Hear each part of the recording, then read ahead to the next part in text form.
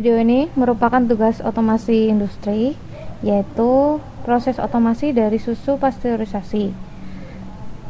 Proses ini terdiri dari dua proses, yaitu proses pembuatan dan pengisian botol susu.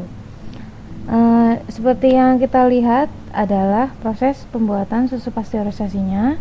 Terdapat 3 tangki, yaitu tangki pertama sebelah kiri merupakan tangki pemanas, kemudian tangki kedua di sebelahnya, yaitu di tengah, merupakan tangki pendingin, dan tangki ketiga sebelah kanan merupakan tangki penampung. Ketika kita nyalakan tombol, maka proses akan menyala. Di tangki pertama dapat dilihat putih berisi susu dan temperatur mulai naik dari 0 sampai 60. Selama proses itu, susu akan dipompa untuk memulsi lemak susunya.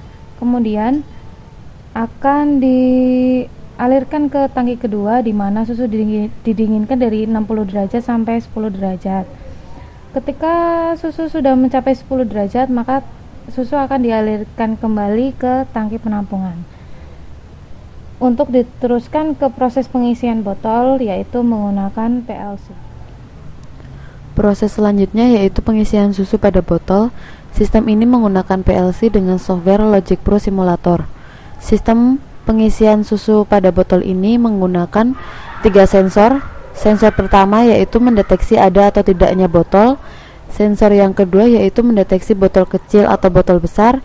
Dan sensor ketiga yaitu mendeteksi botol rusak. Botol yang rusak akan disortir, sebelumnya dihancurkan dulu untuk kemudian dimasukkan ke dalam box pada bagian kiri bawah.